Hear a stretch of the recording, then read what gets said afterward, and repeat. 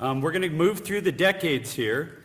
And to start out, Don Kemner, I don't know if we couldn't find a officer from the 60s or if none of them were interested, but anyway, Don's going to put on his hat from the 60s decades and give us a presentation to kick this thing off. Don's worked with the department for 24 years. He's been a habitat biologist, wildlife program coordinator currently. Don's the Intermountain West Joint Venture Idaho State Conservation Partnership Chair. He's your current president of the Wildlife Society. Don received a BS in Wildlife Management from the University of Missouri and an MS from South Dakota State University. So with that, Don, why don't you start us off? Thanks, Jeff. The 1960s, I remember those well. And to answer Jim's question, as far as officers, I did talk to a few of the officers from the 60s, but they are having a good time in retirement. They're scattered from anywhere from Alaska to Vermont to Santa Cruz in California and in Reno. Actually, Don Klebanow, vice president in the 1960s, was considering coming and giving this presentation, but at the last minute there was some health issues in the family that prevented him from making that trip. So the 1960s, let's get going. Of course, the 1960s were marked with a lot of social, environmental, and political movements. So we had everything from, whoops, wrong button, from, okay, that laser pointer doesn't work. Try this one. The Beatles and Woodstock, marking the beginning and the end of the music scene in the 60s, to people looking for equality. We had a version of Guns on Campus. We were in Vietnam. A national, decade-long objective accumulated in success when Neil Armstrong stepped on the moon. And then, of course, there was concerns about the environment and wildlife. Idaho is no different in that, in the beginning of, or not the beginning, but a continuation of and a heightened of the concern for wildlife and in the environment in Idaho began with the chapter development in April 4th, 1964. Now, the chapter was actually chartered by the Parent Society in fall of 1963, but the chapter didn't necessarily form until its first meeting in 64. It was held at the Hotel Moscow, and Dr. Ken Hungerford from University of Idaho was the first president. And that's a picture of Don in his later years, not necessarily when he was chapter president. There were 29 members at that meeting. Of course, when you're starting out something new, basically it was the primary activities were focused on developing the chapter. So in those days, word of mouth, snail mail, and telephone was the way of getting the word out about the chapter and encouraging people to become members and participate. And also there were developing some committees. And everything I'm presenting to you, of course, is based upon what we could find in the chapter notes and a little bit of information from talking to some of the past officers, although they did point out that was a long time ago. I'm not certain I really remember a whole lot. And it wasn't just because it was the 60s. Most of the function of the chapter was based upon information and education, and that was mainly the main avenue of that was the annual meetings. The winter meetings was just like the one that we're doing this year, and we do every year. And Dave Musil is going to give you some highlights of the winter meetings over the decade, so I'm not going to touch on that. But they had summer field trips about every other year in the 60s. So let's take a look at what they were doing in there. And this is just a list of some of the early leaders of the chapter, the officers, and hopefully at least some of us in this room recognize some of the names, like Dr. Ken Hungerford and Paul Dahlke, Elmer Norberg, And I actually talked to Keith Beha.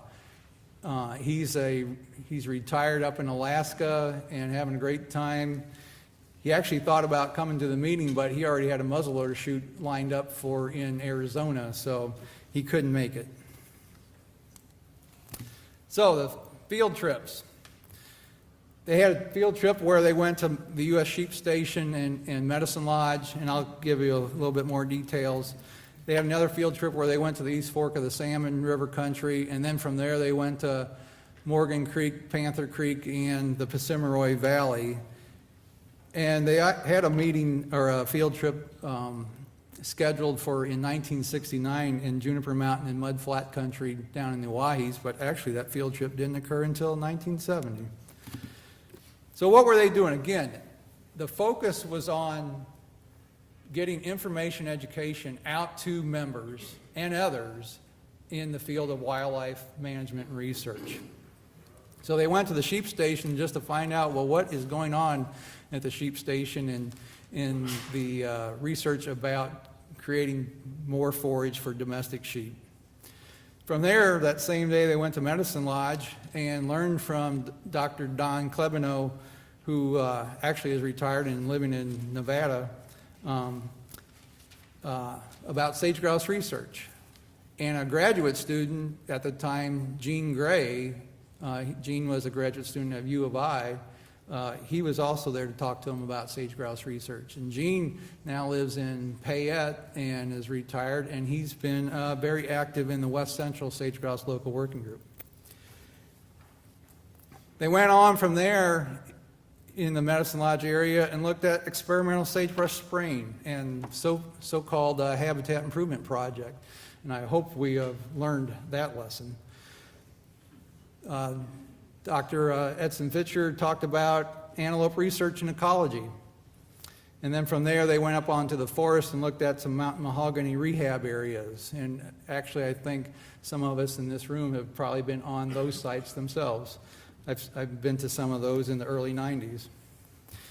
They had a second day, and they went and learned about some emerging technologies. And that you're going to hear tomorrow from the Northwest section, our current emerging technologies, but in the day, it was radial telemetry. And this actually attracted folks from all over the Northwest, and as far as Wisconsin, there were people coming in and people that were doing research on everything from nutria and mountain beaver to deer, jackrabbit, sage grouse, ruffed grouse, blue grouse. And they spent the day learning about radial telemetry and the equipment and how to use it. They went out and caught a jackrabbit, they put a transmitter on a jackrabbit, released it, and went out and relocated that jackrabbit. And for folks that are not aware of some of the past, but jackrabbits back at that time was a species that was highly researched.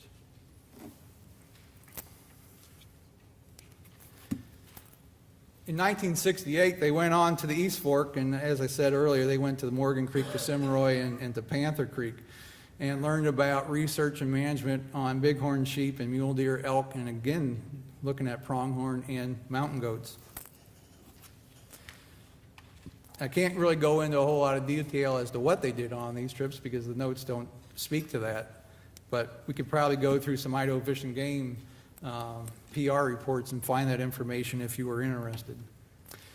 The 1960s activities accumulated in the biggest activity they did was putting on a symposium on the Wild and Scenic Rivers Act.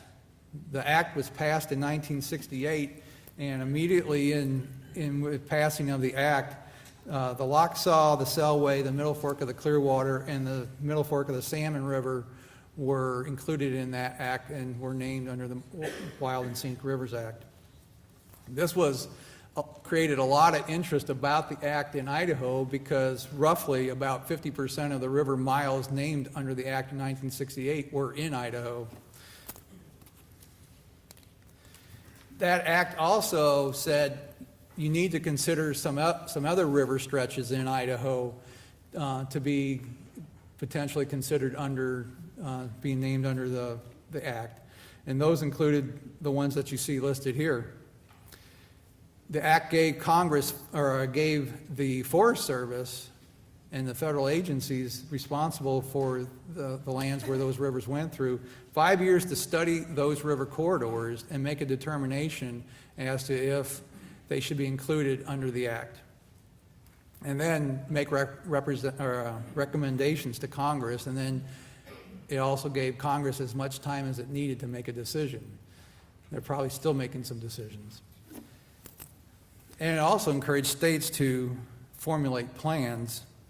And so even back then, there was some encouragement by the feds to cooperate with states. So the symposium, the chapter decided in early 1969, well, what does this act really mean to Idaho? So they had 4 speakers, and those speakers basically talked about the 4 lines that you see up there. Bruce Bowler, from an attorney and involved in the conservation movement in Idaho, talked about what is the act. And I basically kind of highlighted that for you just in the previous slide. But Bruce talked about, it gave direction to the federal land management agencies, mainly the Forest Service, to review those rivers and the immediate environment around the river to determine how to maintain the characteristics of that for the current and future generations. How is the act implemented? Richard Harris, the Assistant Regional Forester from the Ogden office, spoke about how the Forest Service had to implement the act, and that meant studying the environment around the river, and they talked about within about a quarter-mile distance of the river corridor was included in that study. And so they had to make determinations as to if it met the characteristics of wild, scenic, or recreational characteristics, and if it should be designated under the Act. Dr. Robert Lee, who was director of the Idaho Water Resources Board at the time, talked about the possible effects of the Act on Idaho water resource planning. And it's amazing to look to see what Idaho was thinking about as far as trying to move water around for agricultural purposes and hydro purposes. And the main impact that the Act likely would have, he said, is that it would probably prevent the creation of the Penny Cliffs Dam on the middle fork of the Clearwater River. But there were other possibilities too, and that included other smaller hydros that might have been considered under some of the not the rivers that were immediately named under the Act, but some of the rivers that were being considered. And then Dr. Maurice Honacher talked about the effects of the Act on recreation and wildlife. And we have their complete presentations in the chapter notes. And Dr. Honacher's notes, basically, he spent most of the time talking about the recreational impacts and indicated how recreation was becoming a merging activity in Idaho, bringing and an economic driver in Idaho. And he indicated or demonstrated how recreation in Idaho at that time was economically equal to mining in Idaho.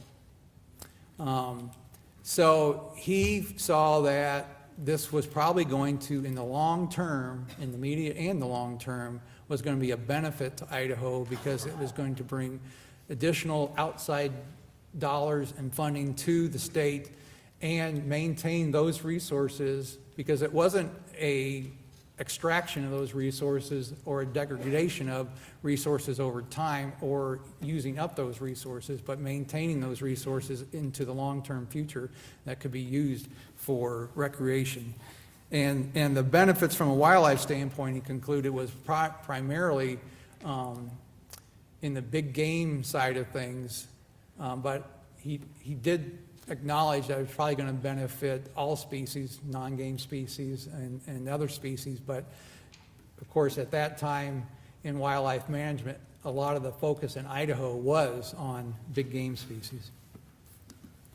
So in concluding the 1960s in the chapter, by 1969 it had 62 members, and 50% of those were state and 29% federal, 15% university. And they had 4 committees at the time. Of course, membership, there's continued to try to increase their membership. They had a bylaws committee and a committee that was always developing the annual meetings. And, 5-6 years later, they already had a historian.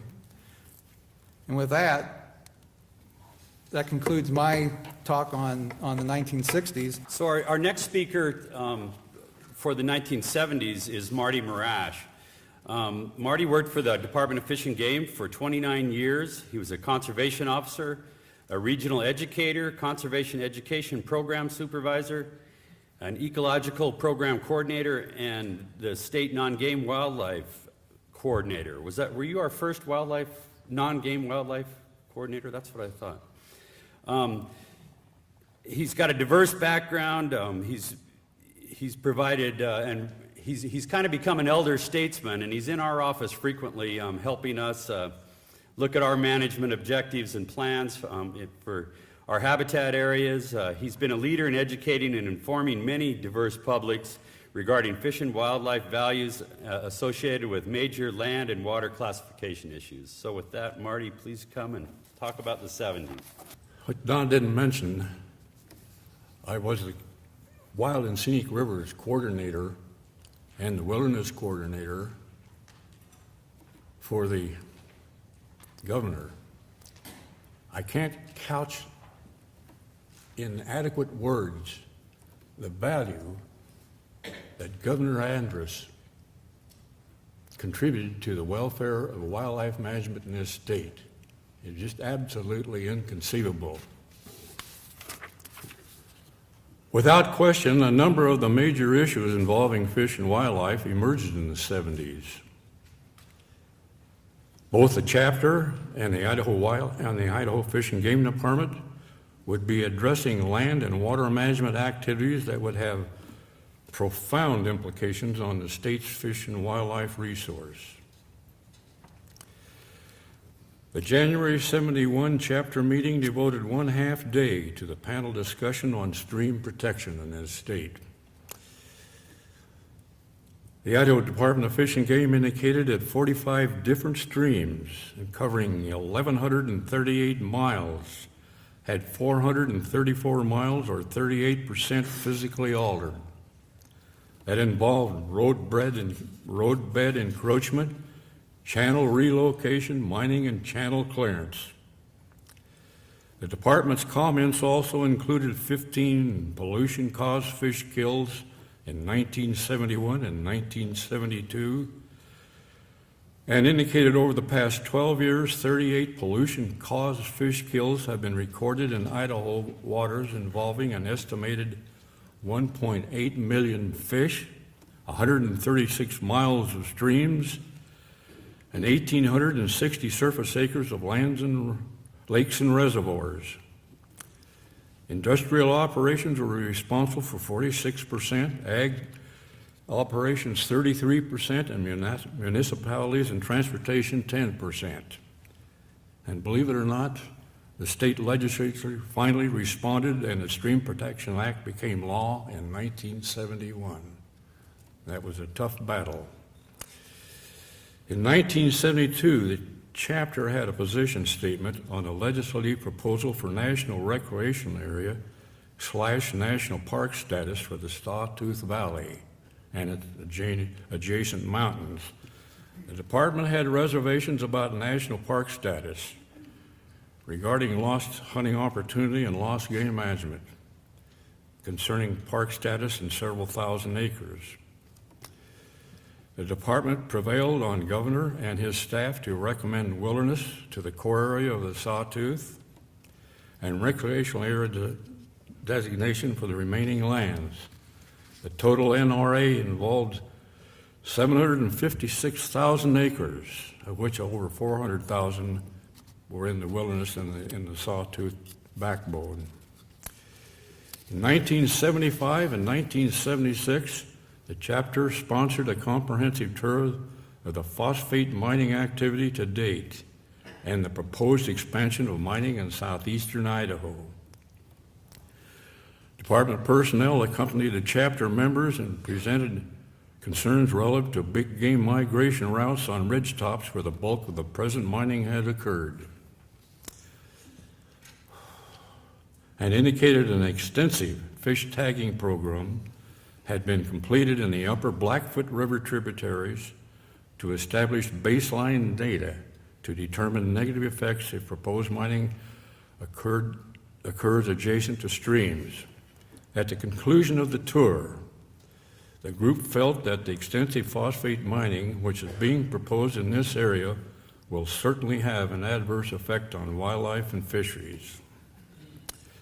In 1974, the chapter position statements were proposed regarding Hells Canyon and the Salmon River Wilderness and Wild Rivers, which Don elaborated on. The department, again, was working closely with Governor Andrus and staff on both wilderness and wild and scenic river proposals. The Hells Canyon NRA, 652,000 acres, including 84,000 acres of wilderness on the Idaho, became law in 1975. The Gospel Hump Wilderness, including 206,000 acres, was created in 1976. Wilderness classification for the Frank boundaries was an ongoing throughout the late 70s. We were in a full court press with Boise Cascade Corporation. They wanted to get into Chamberlain, and they had their lobbyists working full-time on that. Wild and Scenic River classifications begin with the passage of the Wild and Scenic Rivers Act, which Don had indicated. The only rivers that I can add that you did not include, one would be the St. Joe. It came on board in '78, and the Maine Salmon in 1980. The Snake River in Hells Canyon, of course, was classified from Hells Canyon downstream to the northern boundary of the NRA in '75, along with Rapid River. In 1976, I'm proud to comment that the chapter urged the Idaho congressional delegation to legislate for the reinstatement of Chamberlain Basin into the central Idaho wilderness proposal to protect the integrity of that wild ecosystem. And I must say, at the direction of Governor Cecil Andrus, this writer went to Washington, D.C., and gave slide presentations on the inclusion of Chamberlain into the Frank before President Ford's Domestic Affairs Office. Additional presentations were to the U.S. Environmental Protection Agency, the Council of Environmental Quality, the National Wildlife Federation, and Senator Frank Church and his staff. And I would say, thank God for Senator Frank Church, as well as Governor Cecil Andrus. Subsequently, Chamberlain was reinstated in President Carter's proposal, and it should be noted he floated the Middle Fork of the Salmon on a 2-day float with local outfitters. That would be the Guth brothers, anybody that remembers the Guths. In 1978, and the legislation creating the fantastic Frank, 2.3 million acres, the largest wilderness in the contiguous 48 states, was passed in June of 1980. You know, I'll make a personal observation here, which I imagine some of the people have already made in this audience, and some of you will be making ultimately as you close in on retirement. You say, well, what the hell did I really do that put any hay in the barn in terms of the welfare of wildlife? And I can say without reservation, the proudest moment in my life was dealing in the culmination of the Frank.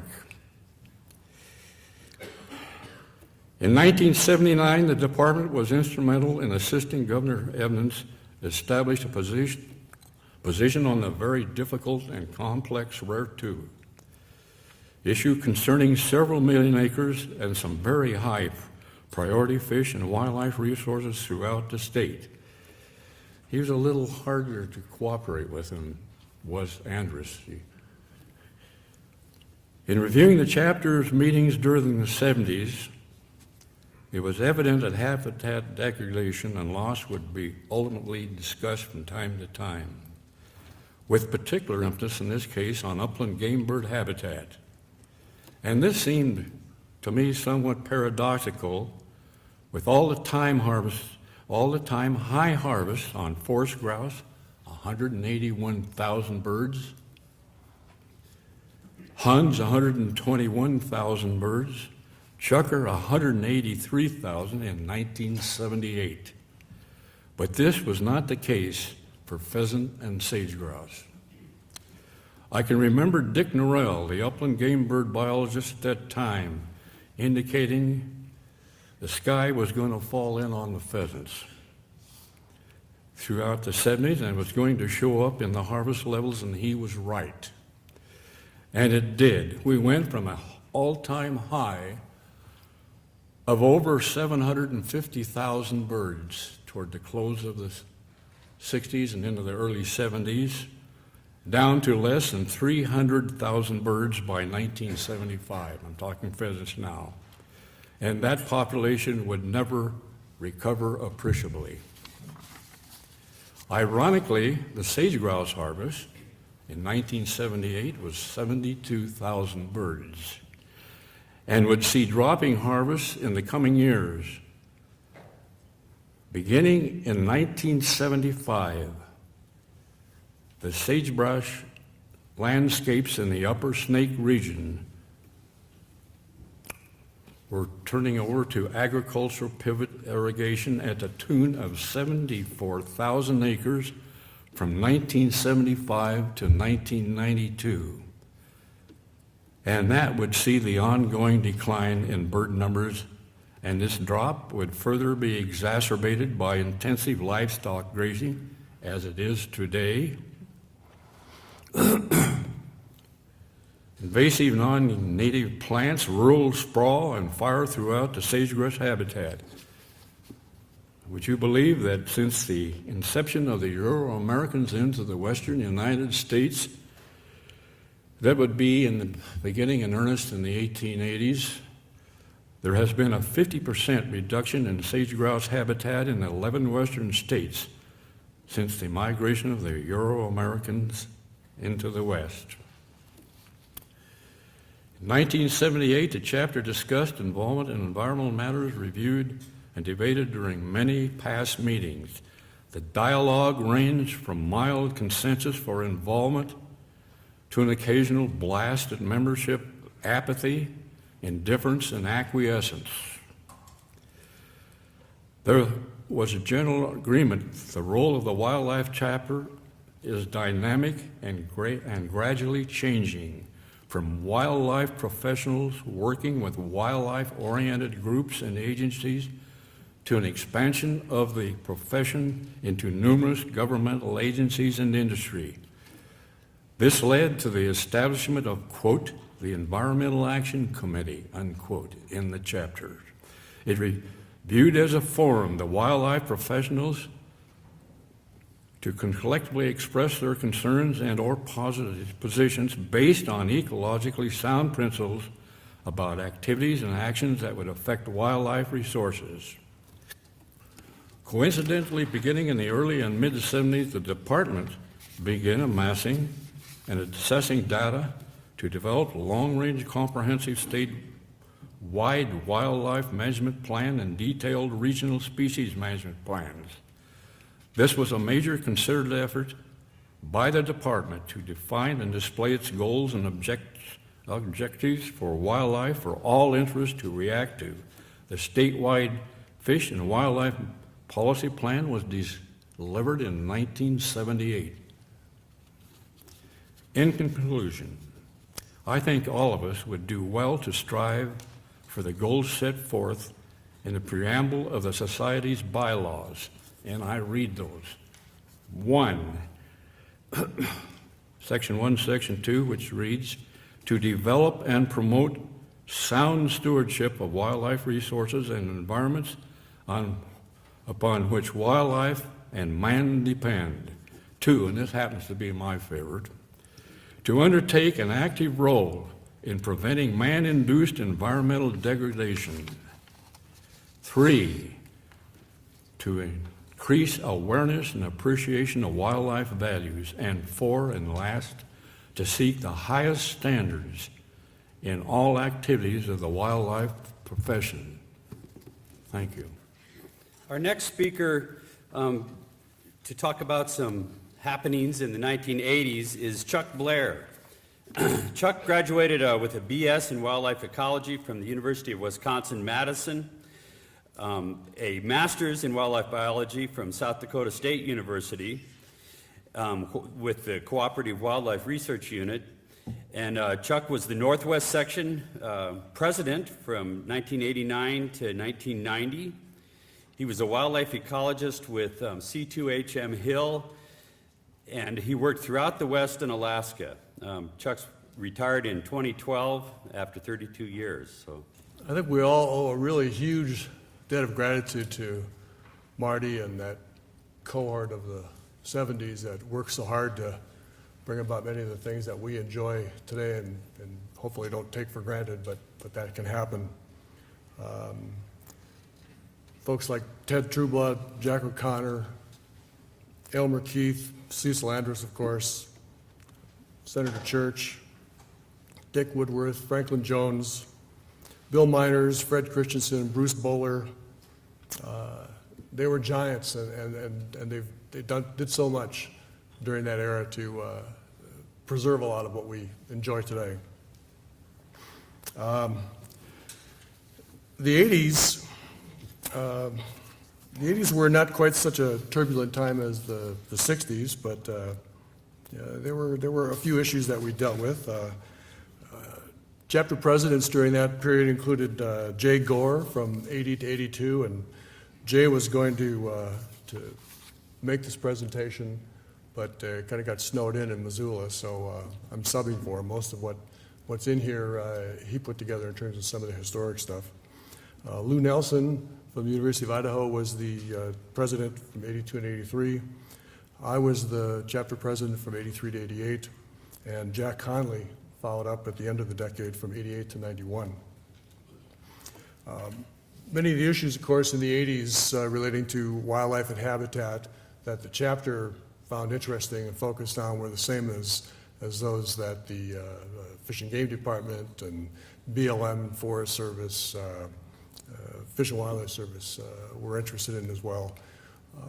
We did, as a chapter, take it upon ourselves in a few instances to poke a few jabs at the agencies to try to perhaps move them along a little more rapidly in a few instances, and we'll hear a little bit more about that later and from Paul as well. A few of the developments in the 80s that transpired were folks interested in raptor management, developed a graduate level program at Boise State. Regulations for a number of the environmental acts passed in the late 60s and early 70s were put into place and implemented as best folks could with things that were brand new. There were a lot of fumbles, but I think we learned along the way. And new research provided information about species and habitat that was presented at chapter meetings, and those meetings were an important place to disseminate that sort of information. Notable species of interest in the 80s on the non-game side included grizzly bears and gray wolves, woodland caribou, bald eagles, peregrine falcons, whooping cranes, trumpeter swans, McFarland's 4 o'clock, Snake River snails, Bruno hot springs snails, Idaho ground squirrel. That list sounds awfully familiar today, unfortunately. ASA status and listing reports, recovery plans, Section 7 consultations. Those were major activities that were going on in those early days. And a lot of the research and investigations and findings from those efforts on those species were presented at our chapter meetings. That was a major source of information, a major way to get that information out to our members. The TWS at the national level was into a fundraising effort to try to build a new headquarters building, and the chapter developed belt buckles and sold those with half of the proceeds going to support the national construction of that new headquarters. Membership grew substantially during the 80s. We had about 134 members in the early 80s, and by 88, 89, that grew to about 210 members. Some of the specific things that the chapter was involved with during the 80s. In 1980, we sponsored a workshop on raptors and energy development. Rich Howard, Mike Kokert, Morley Nelson, Karen Steinoff, Alan Ansel were some of the key players organizing that. There was a large turnout for the meeting from all around the country, especially the West, and over 100 copies of the proceedings were requested by people who didn't attend the meeting. So there was a lot of information put out, a lot of information that got spread around. In the winter, it was alluded to earlier, but in the winter of 81, 82, there was a huge eruption of jackrabbits in eastern Idaho.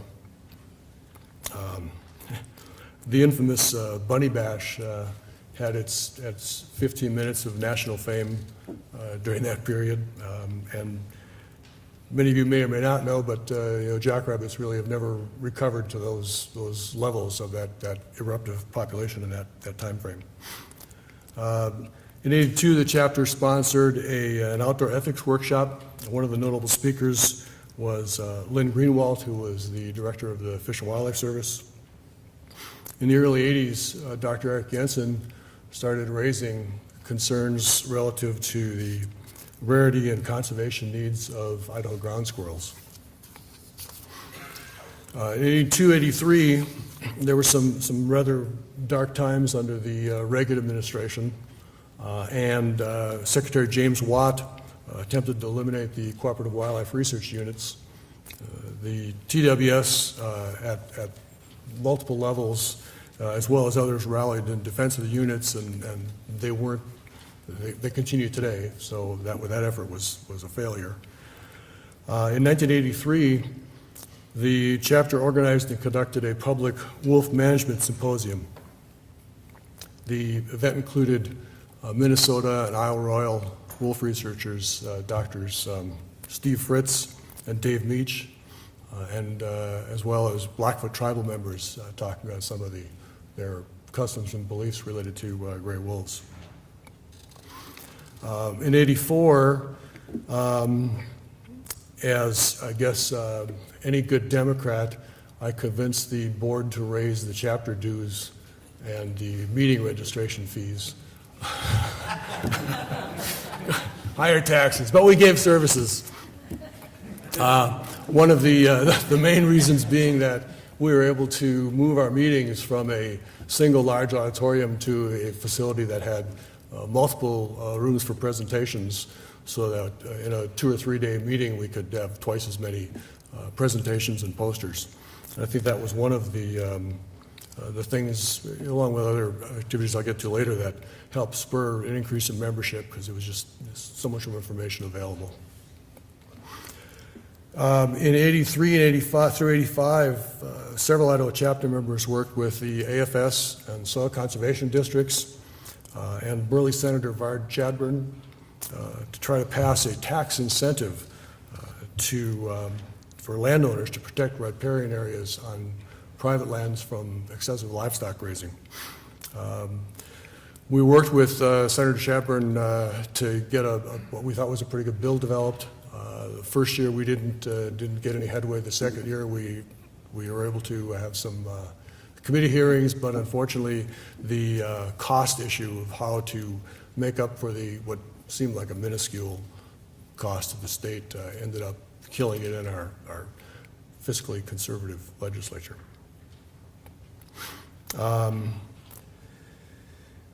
In 87 through 89, the plight of the intermountain population of trumpeter swans began to raise its head, and people became more aware of those issues. It became a significant concern to the chapter. Chapter members Signe Blair, who many of you know as my much better half, and Ruth Shea worked on needs for conserving that tri-state population. One of the main issues was that wintering areas on the Henry's Fork iced over because there wasn't enough flow in the river out of Island Park Reservoir to keep the waters open, and the swans pretty well wintered in that area exclusively.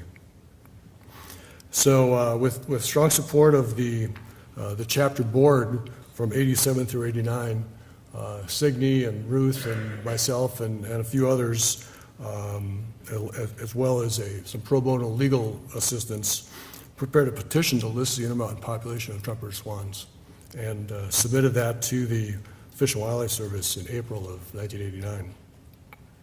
The petition was declined. However, it included a thorough and frank assessment of the situation regarding that tri-state population and issues that it faced, and resulted in, or encouraged rather, actions by federal and state wildlife and water management agencies, as well as irrigation districts and some private entities to address those issues, especially the low flow and limited winter range. These actions resulted in more water in the river during the winter to reduce icing and efforts to expand the swans' winter range. Paul Moroz will be talking a little bit more in the next session about some of the long-term effects of those activities.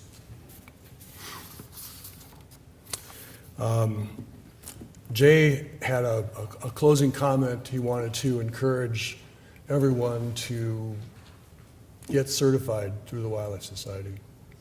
Put it on, he said, encouraged you to put it on your bucket list and do it next week, not next year.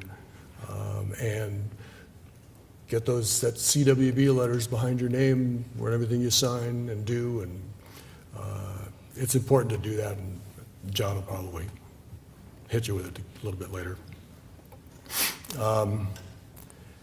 I would add that if this stuff means anything to you, and obviously it does, it's the profession that you're in, you got to fight for it. You know, advocacy, and Marty talked about it a lot, but advocacy for the facts in support of science-based decisions isn't a luxury to be left to others. We all have to really get after it. It's your job to do this because first you know the facts, and it's also your job if you want your kids or grandkids to enjoy the things that we might, hopefully don't, but might take for granted. We have these wild things and wild places that we all enjoy because the True Bloods and Woodworths and Andresses and bowlers of the past fought hard because it was important to them. So, it's our turn now. Thank you. Our next speaker to talk about the 1990s is Paul Moroz. Paul grew up in New Jersey and then came out to Idaho, received a bachelor's degree from the University of Idaho in Fish and Wildlife Management in 1975. Paul began work with the Forest Service in 1974, and he continued with the Forest Service for 32 years. Had a great career as a federal officer. Paul transferred to the Fish and Wildlife Service for a few years in Boise in 1998, and then back to the Clearwater National Forest, where he retired as a ecosystem management staff officer in 2007. Since then, Paul's been residing in Nez Perce, Idaho, and he currently does some consulting. Paul was our chapter president from 88 to 91, or no, excuse me, he was our treasurer 88 to 91, and our president from 92 to 93. So, Paul? So it's my pleasure and privilege to kind of review the high points of the 1990s chapter activities. And I didn't want to give you just the gospel according to Paul or the chapter according to Paul, so I did contact the other chapter presidents that had terms during the 1990s. And as Jack Conley was, he did have 2 terms, consecutive terms from the late 80s and 1990s, and then I came in after him, 1992, 93, and all of the presidents, the rest of the ones that I'm going to flip on the screen here, I know we all were appreciative of the other officers that served during our terms and supported us and supported the chapter, and I want to acknowledge during my term, Alan Sands as vice president, Justin Naderman as secretary, and Jeff Hogander's treasurer. You know, without these guys, we wouldn't have accomplished nearly as much during my term, and I am forever grateful. And I know the other presidents feel the same way about their officers that supported them. 1994-95 was Dr. Ernest Abels. 96 through 97, Jim Unsworth was president, and 98 through 99, Kerry Reese. I'd like to show all the chairpersons that were that served the chapter during the 1990s, but of course that would take the rest of the time that I have. And so this is just the list during 2 years, and you know, it's a very extensive list of folks that were willing to pitch in from the membership and make the chapter work. And you know, we had newsletter editors at the time, and Michael Gratson and Greg Servine, they would put out a newsletter 4 times a year, and they did it with a smile, and it was just wonderful working with all these people. You know, you can't help when you look back on time and you look around now and you see the people that are missing. And I can't help but miss terribly Michael Gratson and Helen Schneider, terrific biologists and just wonderful people. And unfortunately, the list of people that are no longer able to be with us is painfully long. In terms of our membership, a lot of our members worked during the 1990s for the U.S. Fish and Wildlife Service. And at that time, Chuck Labdell and Bob Brusink were supervisors of that office during that time.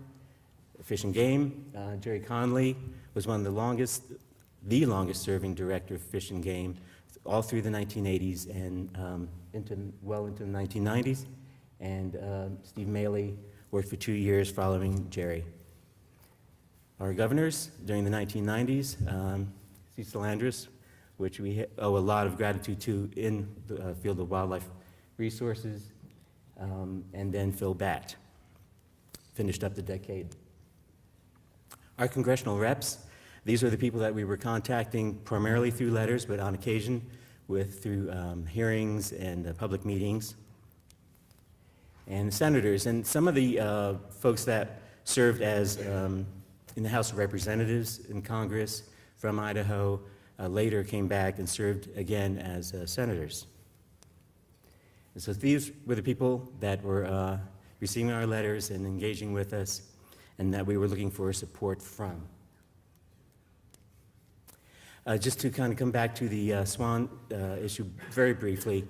So as Chuck said, the outcome of the petition was a letter that basically denied a listing of the trumpeter swan, and but that was not in no way a failure either upon the chapter, upon the listing effort, because the result was that we gained a lot of protections through that effort, through the background information that was provided by the chapter in the listing packet, in the petition package, and the Swans were able to make a comeback. There was probably one of the strongest improvements that was made was a guaranteed flow coming through the Henry's Forks during the wintertime, and that opened up and maintained that winter habitat for these birds, and that really turned things around.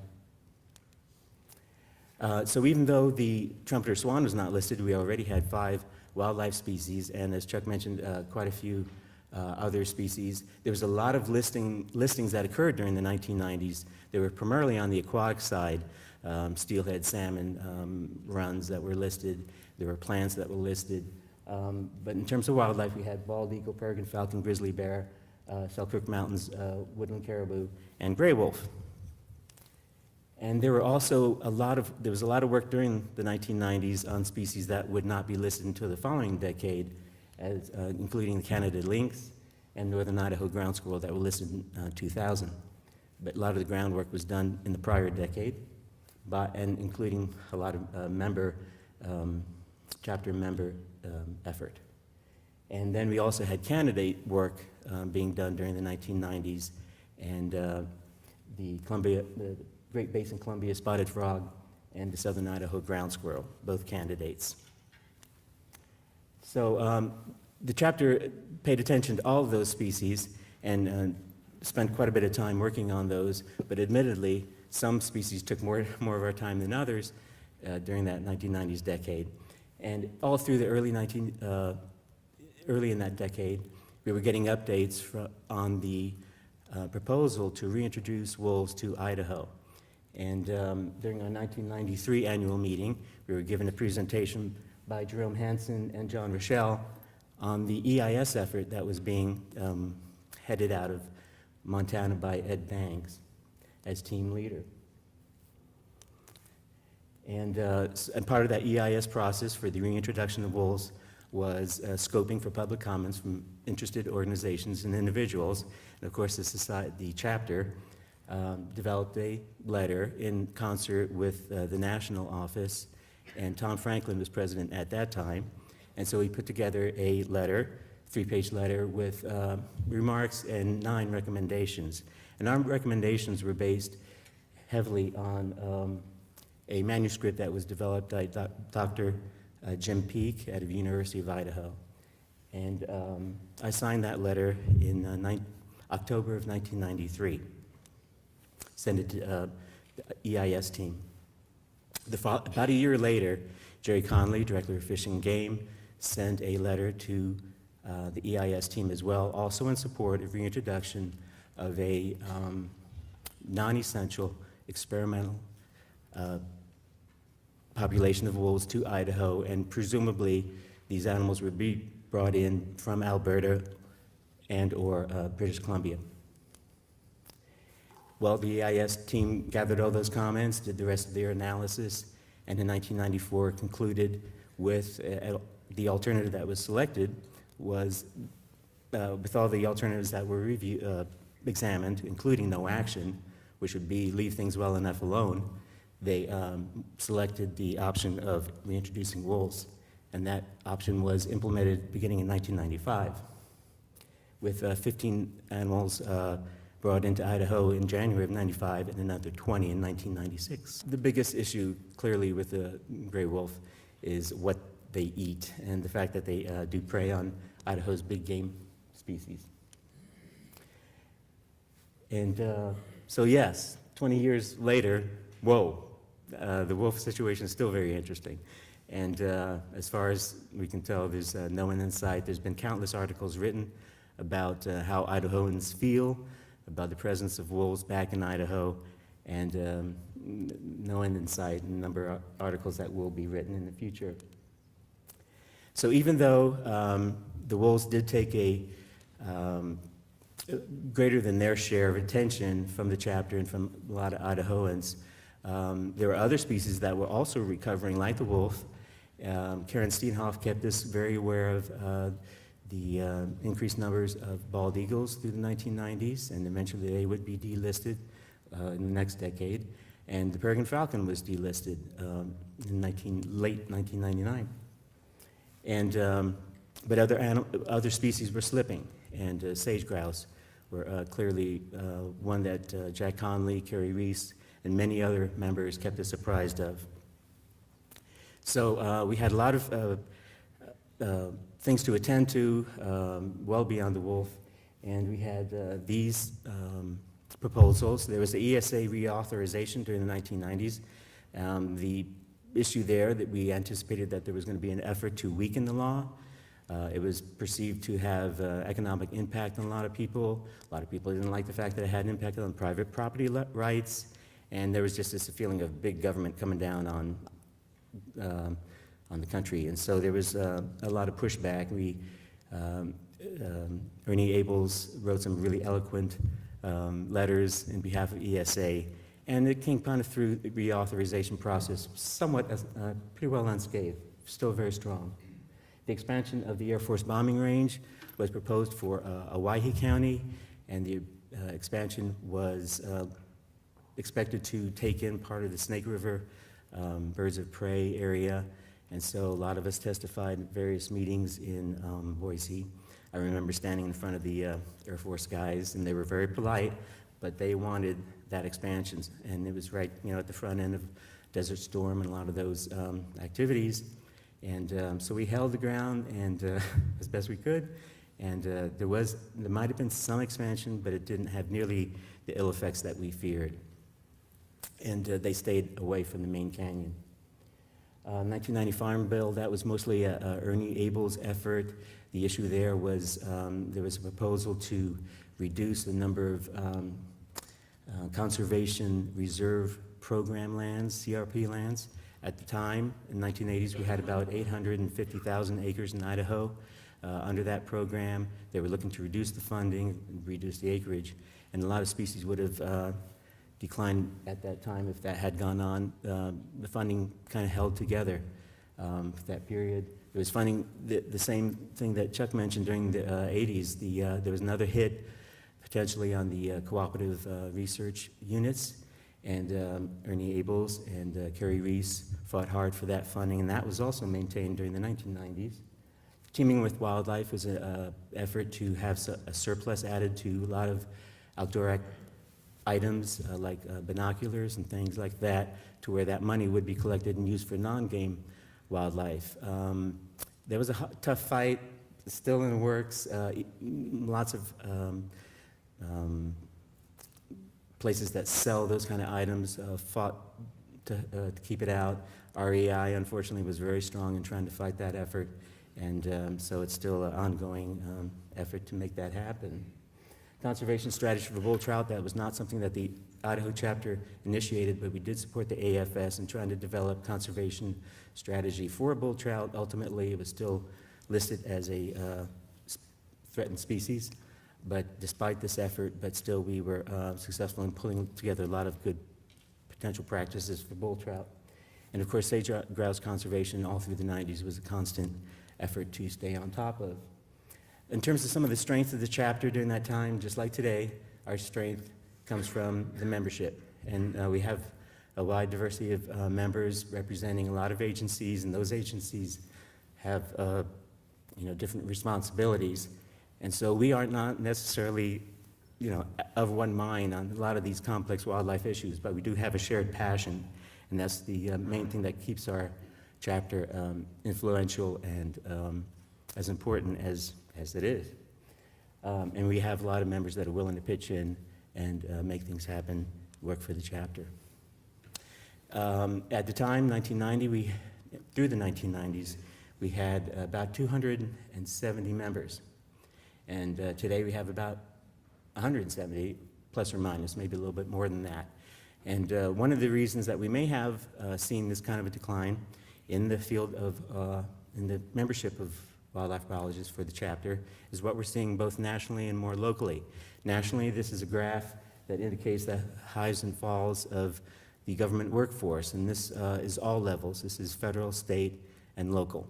And there's been ups and downs all through those years, you can see, including the 1990s, but there's been 3 periods of time from 1940 through present where the hits have been really drastic, and we're in the midst of one of those right now. More locally, I know you can't see this, you definitely can't see the numbers, and they're not important to see, but hopefully you can see at least the graph. And the tallest one, see if I can use this pointer. No, I won't. Here we go. The tallest one here is, those are the wildlifers. Now this, and thank you, Alan Doman. I've received this information from a member, Alan Doman. He works for the Region 1 of the Forest Service in Missoula, Montana. And what these are for the graphs, the 4 colors for each of the specialties are from 1995, 2004, 2009, and present, 2014. And so the wildlifers are the ones that took the greatest number of hits. And you can see that the decline has been the greatest in that field. The other fields that you see, the one to the left immediately of the wildlife group, are the fishery biologists. They haven't taken nearly as great a reduction in workforce numbers and staffing in Region 1. Admittedly, in Region 1, that's not all people that work in Idaho. A lot of them work in Montana, so some of these biologists were never part of this chapter, but still, the same kind of trend happened in Region 4 of the Forest Service that includes a lot of southern Idaho and a lot of forests that include our members. So if there's any consolation, yes, we've had a pretty heavy hit, and from about the mid-90s to present, there's about half as many biologists working in Region 1 as there used to be, but there's still more wildlife biologists than any other field, if there's any consolation. Another strength that we had is that we kept track of our members, and of the 270, all of them are included in this directory that we published every 2 years, and we printed it, published it, printed it, and mailed it out to all of the members, and we also sent complimentary copies to all the federal agencies that were involved in resource management, Forest Service ranger stations, BLM stations, Fish and Game offices. Oh, let me just back up a little bit. I will mention briefly that logo that we have now, that was the result of a logo contest in 1990 during the term of Jack Conley. And there were a lot of great submittals, but this one was the one that got most of the votes from the membership. And I think the winner won $50. We paid well in those days. So yeah, we listed all the members, and we listed them both alphabetically and also by Fish and Game region. So if you worked in a certain part of Idaho, you can look around to who your neighbors were, your working neighbors in the field of wildlife, and track them down. And this was really a useful tool. We also published quarterly, every 3-month, issues of the Wild Times, a newsletter that had updates on wildlife issues, meetings, and it also provided for editorial sections where members could share their points of view on various wildlife issues. And that was really a strong point for the chapter. Some of the weaknesses that we had as a chapter, certainly we had limitations on funding. Everybody does. We also had difficulty in finding advocates among our elected officials to represent Idaho in the way that we wanted them to. And also we were communicating like some of the other previous Chuck and Marty, we were working primarily by phones and hard copy mail. But in terms of the budget, during the early part of the 1990s, our budget was roughly about $5,000. That was the balance. We would certainly pull in funds during the meetings, and then we'd spend those to accomplish the meeting. But generally, we had a base budget of about $5,000. In the early part of the decade, and toward the end of it, we were about at $15,000.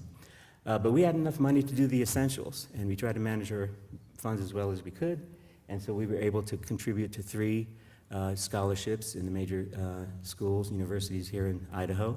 The Edson Fichter Scholarship at ISU, Eleanor Norberg at U of I, and then during Jim Unsworth present term, we were able to start up a scholarship at BSU. We also contributed to the 4-H program. Dean Rose always coordinated that effort for us, and we would support that every year as best we could. We had the Inland Empire Natural Resources Youth Camp. Jenny Taylor from North Idaho pulled that information together, and we contributed as heavily as we could to that as well, to keep youth involved in wildlife matters and programs. Supported various workshops. Jerry Wood would pull together a rare animal workshop, and there were many other bat workshops, many others, amphibians, et cetera, that we try to support financially as needed. And we also would help some students go to the national by help paying their travel. As far as getting advocates in our elected officials to support wildlife. It's always been an uphill battle. And again, I'll read this quote from Ernie Abels during his report of the chapter in 1995. The greatest frustrations of the past few months are the lukewarm and sometimes cold, downright cold, reception by congressional delegates of communications regarding natural resource issues. At least one of our Idaho delegates has never acknowledged a letter, and others have stated their lack of support. We have an uphill battle, and we still do, in a large way, and probably always will. It's tough to compete with industry lobbyists that work the halls of Congress, and so we aren't able to pull that kind of leverage, I think, but we do our best, and I think the chapter has a very important role to continue to outreach to our delegates to understand what we feel is important and what wildlife needs. And in terms of communication, so we had paper mailings and we had phone calls, but we made them work, and we kept things. We kept the membership as up to date as we could. But these meetings, these annual meetings, were really the most fun way to exchange information, and that hasn't changed an iota all through the years. Thank you for your time. And I'd like to introduce Dr. Rita Dixon. Rita was our president in 2006, and she's going to talk about the decade of the 2000s. Rita is the State Wildlife Action Plan Coordinator for Idaho Department of Fish and Game. She holds a bachelor's degree from the University of California, Riverside, both MS and PhD degrees from the University of Idaho. Rita served as president of Idaho chapter of the Wildlife Society and the Western Bat Working Group, where she continues to serve and be very active. She co-chairs the Idaho Bat Working Group, serves on the National White Nose Syndrome Disease Surveillance Working Group, and in 2012 co-chaired the Association of Fish and Wildlife Management Agencies Teaming with Wildlife Committee's State Wildlife Action Plan Best Practices Working Group. And so with that, Rita, please come and tell us about the thousands. I'm going to start with a little anecdote that I hope you'll find amusing. I'm thinking about this presentation and reflecting back over not only my involvement with the Idaho chapter of the Wildlife Society, but in a larger view, my professional career and my first Wildlife Society meeting that was in Oregon. So in 1988, I attended the Oregon chapter of the Wildlife Society's annual meeting held in Pendleton, Oregon. During the course of the meeting, I had one group of men walk up at the restaurant and ask me to seat them at a table for lunch. While standing, waiting for friends during a break, I had another group of men come up and ask me to bring them some coffee. And then walking down the hall to my room, another man came out of his room and asked me for room service. So meanwhile, just like today, I had my name tag. Each of these men and the group of men all had the same name tags. I pointed out to them that I was there for the same reason they were. So it's interesting for me to be standing here today, having served as the president of this society. I'm really happy to see how the society has grown over the years. In that 1988 meeting, I could count the women in the meeting on one hand. So it's really great to look out today in this audience and see all of the women. And we're also having the session on Thursday morning to talk about gender in the wildlife profession, so I hope that you will all be there. So I'm going to start just by acknowledging the former presidents and officers of the society in the 2000s. So going back to 2000, Chuck Harris was president, Tony Holtheisen, vice president, Anna Oshak, secretary, and Michelle Commons Kemner was treasurer. And just like we've already seen today earlier, acknowledging some of the members of this society who we've lost over the years. And Chuck Harris, we lost Chuck in December of 2007, which was a really rough time to see Chuck go away. Chuck was such an important part of not only the society, but of the Idaho Department of Fish and Game and the larger community of conservation and wildlife. In 2002, Kurt Becker served as president, Greg Servine as vice president, Anna Ojak as secretary, and Michelle Commons-Kemner again as treasurer. In 2004, Greg Servine served as president. I became vice president, Diane Evans-Mack secretary, and John Beals treasurer. In 2006, I became the president of the chapter, and at that time, and still, I'm the only woman who's ever served as president for this chapter.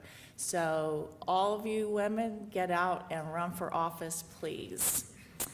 Carrie Veerling was vice president, Diane Evans-Mack secretary, and John Beals treasurer. In 2008, Dave Strickland became president, Sam Mattice vice president, Sylvia Copeland secretary, John Dudley treasurer. Then in 2010, Jim Hayden became president, Dave Musil vice president, Colleen Moulton secretary, and John Dudley treasurer. So now we have our current, bring us up to the current. So our past president is Dave Musil, President Don Kemner, President-elect Shane Roberts, and I'd also like to acknowledge and say that it's really gratifying for me to also see some of my former students really involved in the society. Shane was a student in my ornithology class at Lewis Clark State College in 1997. And then somewhere, Carl Rudin was also a former student of mine at the University of Idaho in 2000. Vice President Quinn Shurtleff, Secretary Sandy Vestine Amdor, and Treasurer Laura Wolf. So I'm going to talk a little bit about what the mission. We've heard about the mission and the bylaws of the society, and I'd like to talk a little about what I see as a benefit of being part of this professional community. One advantage to being a member of the Idaho chapter of the Wildlife Society is it provides a forum for members with common professional interests to network and exchange information.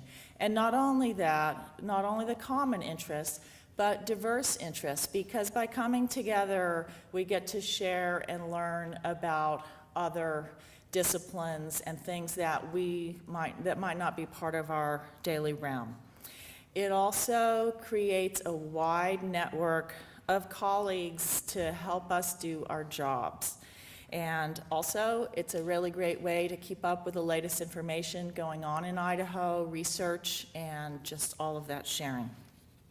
Another advantage that our society, we have the working groups that take on various tasks and do lots of work in that respect. So one of the weaknesses I've seen in our society that I don't think really is about our society, but more about what's happening in other agencies, as we already saw in Paul's talk, is that our economic climate in this country now, a lot of agencies don't support their staff to go to these kinds of meetings. And oftentimes if they do, they only send one representative.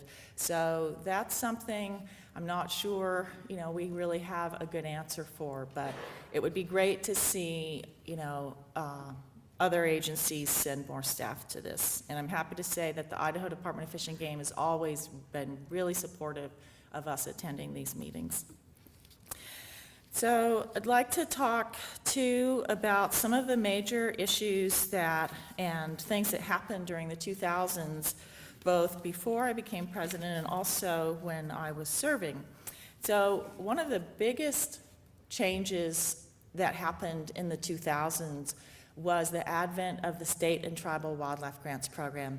That has really changed what's happening across the country, and especially here in Idaho, because When I started working for the department in 2000, I was one of 3, what was then called non-game biologists in the entire state for the department. And now I'm happy to say that we have a wildlife diversity biologist in all 8 of our regions, and that is due to the state and tribal wildlife grants program. With that came the requirement by Congress for the states to develop a comprehensive wildlife conservation strategy, which is now known as State Wildlife Action Plan. That really helped us in the state raise conservation issues for many species that prior to that had received no attention really, and especially invertebrates.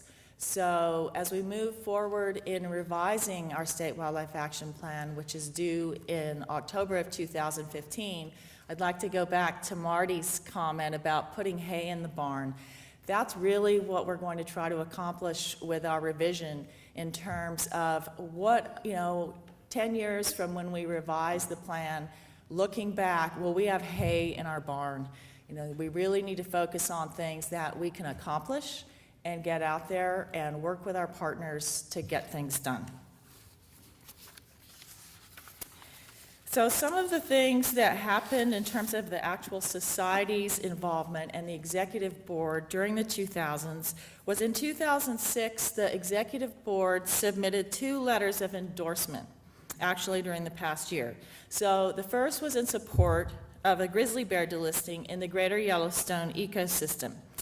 President Greg Serene, wherever he is, recused himself because of his brother's involvement in the grizzly bear effort. The second letter was a sign-on with the national chapter or the National Wildlife Society and other organizations urging that any federal legislation dealing with climate change include dedicated funding for fish and wildlife conservation and restoration through the Wildlife Conservation and Restoration account.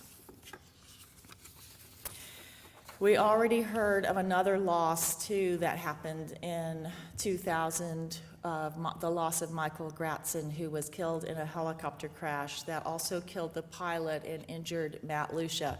Michael, as I'm sure all of you are aware, was a really important part of the society. Not only that, but a great scientist, biologist, and just a generally fun person to be around. So we miss him. And with Michael's loss, we created a new scholarship, which is also one of the things I wanted to talk about in terms of the society and what it contributes to people, students, young professionals developing in this field. That support, I think, is really valuable, and it's an investment. I see, there are so many students, and going back through all of the old files and looking at some of the people who had received these awards, it's great to see what they're doing now and their involvement in the society. And I myself was a recipient of the Norberg Miners Scholarship when I was doing my PhD work, so thank you all for helping me get through that. Every little bit helps. So in 2005, we decided we had what we called the salmon debate. And this was not salmon debate really in terms of actual on-the-ground work with salmon, but it all started by planning that year's conference and the catering. And it turned out that the salmon that we were getting was farm-raised salmon.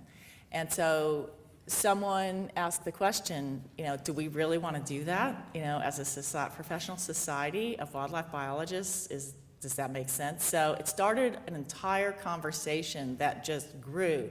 So the following year for our conference, we worked really hard in the society to put on a truly sustainable conference. We got a lot of local food. We worked with the Grove Hotel to cook something to cook lamb, make a lamb stew that Lava Lakes Land and Livestock donated for our conference. So we really focused a lot on trying to be sustainable in our meetings as well as what we do elsewhere. Some of the other things that happened was that same meeting actually was a joint meeting here in Boise, just like this is a joint meeting, but that year it was a joint meeting of the Idaho chapter of the Wildlife Society, the Northwest section of the Wildlife Society, the Northwest Scientific Association, and Northwest Lichenologists. Also that year, something that came about was the 2006 Draft Conservation Plan for Greater Sage Grouse, designed to support the local working groups in development of their plans and to promote the successful conservation of greater sage grouse and their habitats across Idaho. That's when Marty also posted his history of the chapter on the website, and then Chuck Harris posted a history that he had compiled also. That year also, through Greg Servine's work, the chapter received an $11,000 grant from the Wildlife Information Network grant from the National Wildlife Society. And the grant was used as seed money to have a land use summit in Boise in September of 2006. And Greg distributed a synopsis of the summit and requested volunteer help and ideas for sponsors. So that was a huge success, and it was held to address the burgeoning land use here as well as what was happening elsewhere. And that seed money grew from the conference and has helped to support a lot of the other things that have happened in the society since. That same year, Rex Salabanks created an electronic voting, so that helped get the voting award. Also, after Chuck Harris died, the following year, at our meeting, Chuck Harris was awarded the Professional Wildlifer Award posthumously, and his wife Kathy accepted it. After that, we renamed the award the Charles E. Harris Professional Wildlife Award in honor of Chuck. Next, I'd like to talk a little bit about the evolution of science over the 2000s, which has been huge. I mean, for some of us who have been in this field for 20 to 30 years, I mean, I remember when I was first doing my white-headed woodpecker work, and I didn't even have a GPS unit. And I was following radio-tagged woodpeckers and had to plot their points on an aerial photo. I doubt any of us have to do that now. So we've seen lots and lots of changes in terms of technology, which has really benefited our work. Things like environmental DNA, other genetics, advances in radio telemetry, just in computer technology alone. I mean, we don't have to sit all day and let some analysis run. You know, we've got little computers now that can do amazing things. So that's satellite collars is another one. We're dealing with tremendous amounts of data. With bats right now, another advance in technology is in acoustics, which has really allowed us to get a better understanding of bats. But the only problem with that is it generates loads and loads of data. And, you know, so you have the storage issue as well as the analysis part. We can now download data to laptops and handhelds while in the field, GIS technology even in the field. Then the first paper on some of the other things like advances in methodology in 2002, the first paper on occupancy estimation modeling appeared by McKenzie et al. So we've seen lots of changes, and now with the UAVs, which can be used, or the unmanned aerial vehicles, which can be used not only for conservation, but also in other ways. And Jay was going to talk about this in his talk, but we're also seeing problems with that where people are using them to locate big game, for example, and they're dealing with that in Montana as an issue. Also, in the 2000s, we've seen some emerging threats. One of the main ones has been wind energy for raptors, for sage grouse, for bats, for other birds. Climate change is much of the discussion now, and white nose syndrome in bats showed up in the winter of 2006 and 2007, which has been one of the most serious wildlife crises we've seen in North America. West Nile virus showed up in 2006, and I got hammered by that myself, as well as sage grouse and other species. So that's pretty much what I had to say. Our next speaker is going to be Dave Musil. Dave's also a past president of the, or no, he's the current past president. So I don't know what that makes me, the current, or past. Anyway, Dave's been a member of the Wildlife Society since 1984. He's been a certified wildlife biologist since 2000. Dave created and edited our first Idaho chapter webpage and was the newsletter editor for several years. Let's see, he was elected vice president in 2010 to 12, president in 12 to 13, and now holds the past president. Dave received his bachelor's degree from South Dakota State University and his master's degree from the University of Idaho. So Dave, why don't you come and give us an overview of our meeting. I had the grand thought that I would go back through the archives and it would be like an afternoon's amount of work and I could just do some things, and that I would find a lot of papers on elk, shooting elk and management of elk and mule deer. And so that's why I kind of originally started, that we're going to go from hook and bullet. I'm going to see this hook and bullet type of society to go to something more global. Well, I was happily amazed that that was not the case. The other thing I was not happy about was how much information there really is in our programs. I ended up organizing 904 just technical papers and trying to deal with that. So I might still data mine a little bit more of that for the web page, but for the most part, we also had gaps in our archives, not only because of there wasn't annual meetings as far as the winter meeting. When it first started out, they were doing the summer meetings, and then they had the first winter meetings, which we kind of do now in '69, and there was gaps through some of those years, and then we really hit our stride in the '80s, is when we really started to see what our annual meeting is like right now in the '80s. And I apologize, there's a lot of things going on there, but what was really interesting was all of the special kinds of sessions, or especially this is symposiums, that the chapter was dealing with. And a symposium basically is when you invite certain speakers and they come in and you have a special topic just on those. And in the early 70s and the early 80s, that was the meeting during the winter, was these symposiums. That everything was about these particular topics. It wasn't until about 2000 is when we actually started having symposiums that were part of the sessions, the normal sessions, and we'd still have contributed papers. But in those early years, the symposiums, that was the annual meeting. Workshops, the same thing. Workshops, I liken them as something that it's more of a one-on-one with the instructor, more of a hands-on. They did radio telemetry. Again, that was a new technology in the late 60s. A whole meeting in 1980 on raptors and energy development.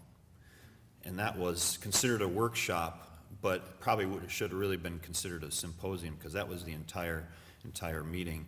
Outdoor ethics. And then a little bit more workshops there in the 90s. And I like to point out is that you see in 1994 there, the impetus for the 1994 workshop was Chuck Peterson. And that was sort of a milestone point when all of a sudden we started learning about amphibians and reptiles. And if it wasn't for Chuck Peterson, Chuck is sitting right there. Chuck, if you could stand up. This is amazing. I mean, single-handedly, you got, Chuck got herps on our radar screen. So as time progresses, we're seeing more and more of that, and it's really a result of Chuck's work. Panel discussions, which is what we're having right now, a plethora of panel discussions through the years. Amazing topics, cutting-edge issues, trying to get at the problems at hand. I think that's the main reason for a panel discussion where you invite experts in the field, bring them together, talk to them. We've had such an amazing amount of panel discussions through the years, and it really is a barometer of what's going on in society at the time when you look through all of these that we've been through. Some of the other milestones, it was in 1989 when we had the first concurrent session, when we actually had so many papers that you had to have two groups going on at the same time. Some of you are already looking ahead at the longest title. I should have put that as an animation because you're already starting to giggle about it. And then 2011, we started the first To the Points, and that was because of Jim Hayden. Jim, where are you at? Where'd Jim go? He's probably not going to stand up. But these were little 10-minute presentations, which is what this is supposed to be. A 10-minute presentation where you, as if you're talking to somebody in the hallway, and you're giving them just the facts, just the points. You're not going through the whole history of it. You're not going all through the analysis. It's not as intense as that, but it's getting your point across. And that was the idea of the To the Points. And then when I came across, I was reading and going through all the programs, and that particular paper had the longest title, bar none. I'm not even sure, is Robert here? I'm sorry to put you on the spot, but did you even have to talk after that? Pretty much said it all. There was, yep. Yeah, the other thing that was funny was how we changed with social hours, called it relax and reflect. Sounds really interesting. Attitude adjustment, I think that has to do with the song that was going out at the time, and happy hour. And then 91, it was just plain, we're going to have fun from 6 p.m. to midnight. That was probably the time when most of us remember probably the heyday of the meetings, and then grazing the commons.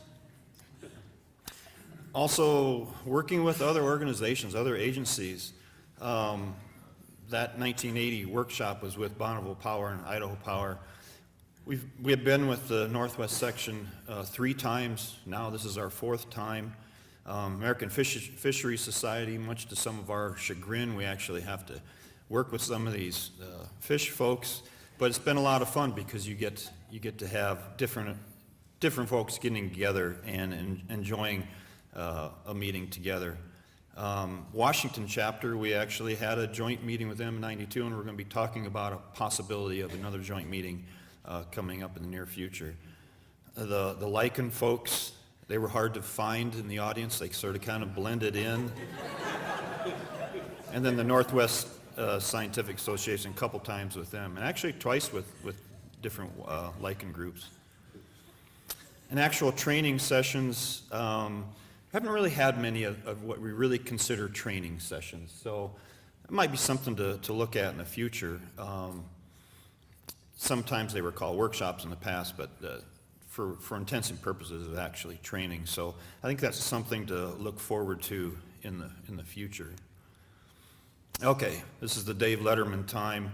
The top 5 best titles. Dr. Peak, is Dr. Peak here today? He's not down here yet? I was hoping he would be here. Talk about somebody that just gets right to the point, cuts through all the chaff, right to the bare bone. Again, and this one I thought was a little better.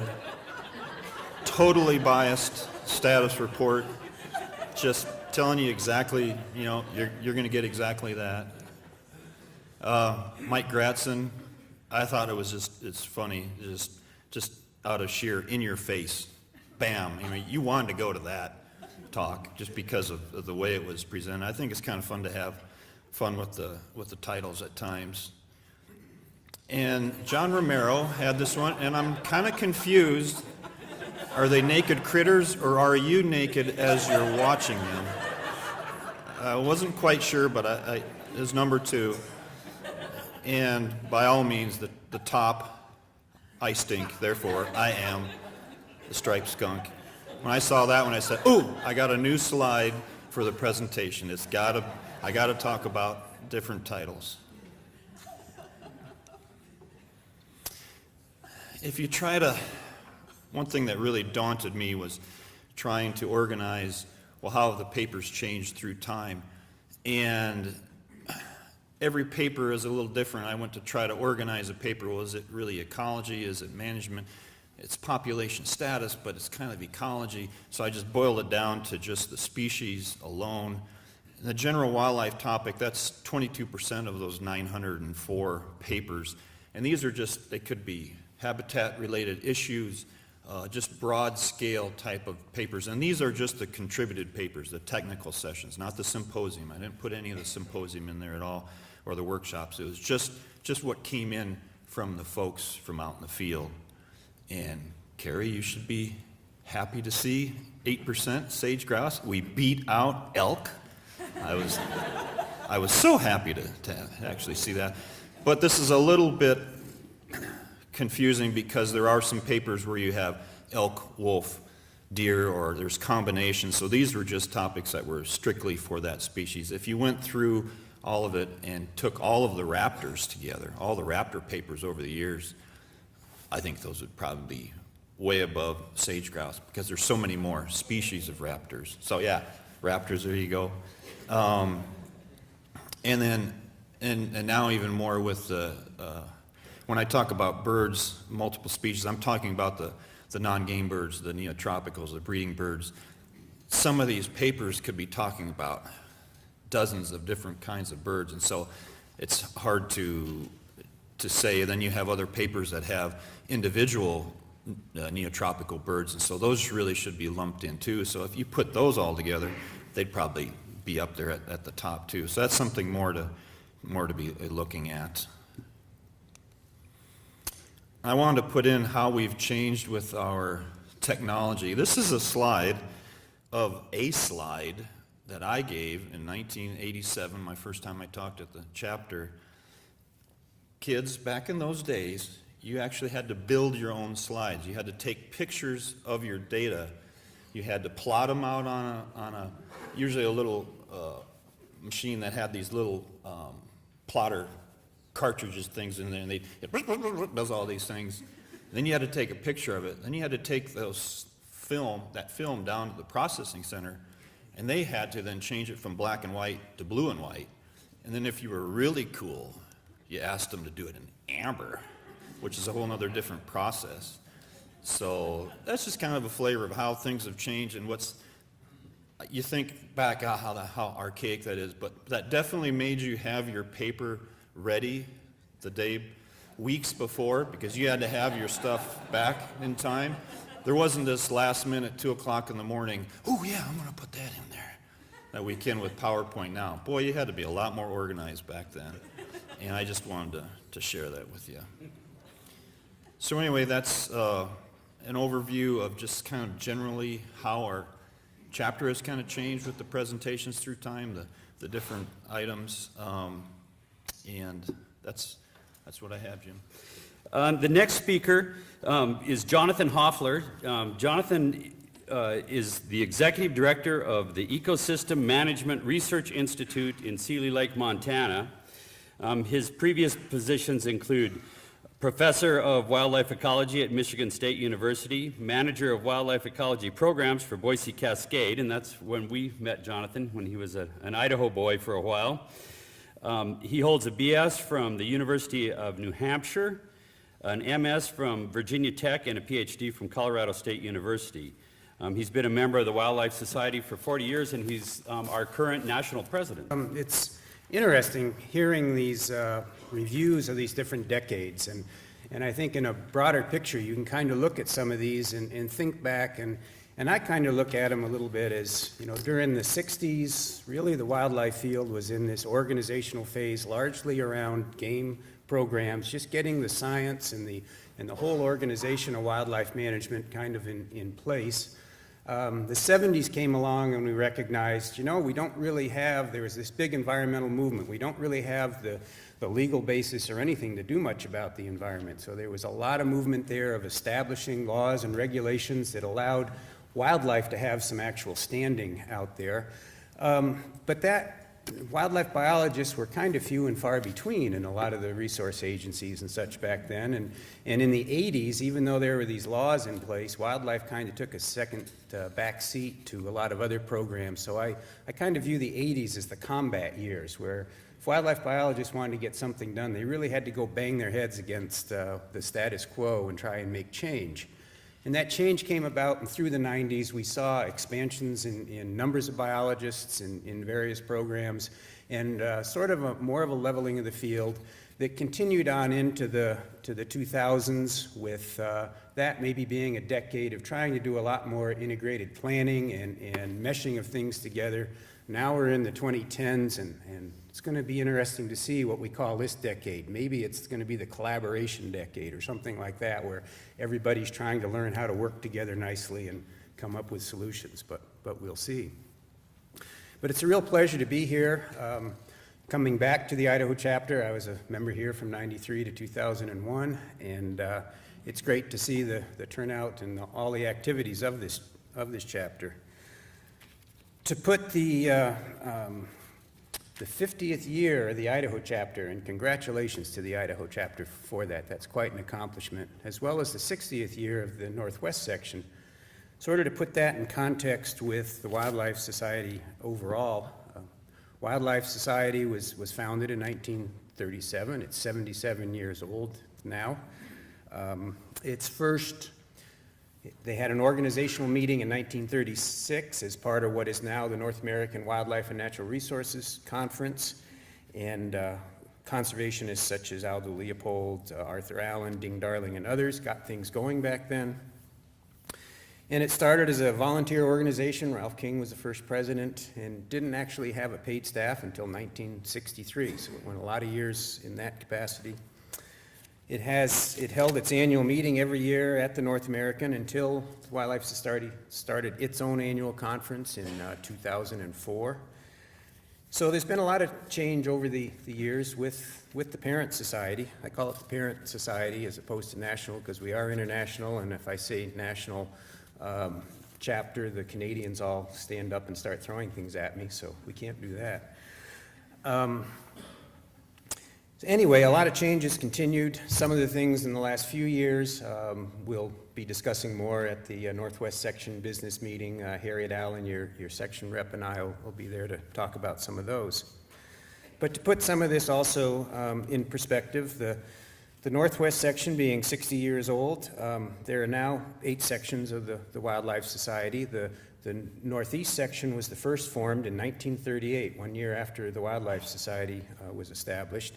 The next one after that was the Southeast in 1948, and then the Northwest section in 1954. So this section has definitely been one of the leaders in organizing and moving things forward.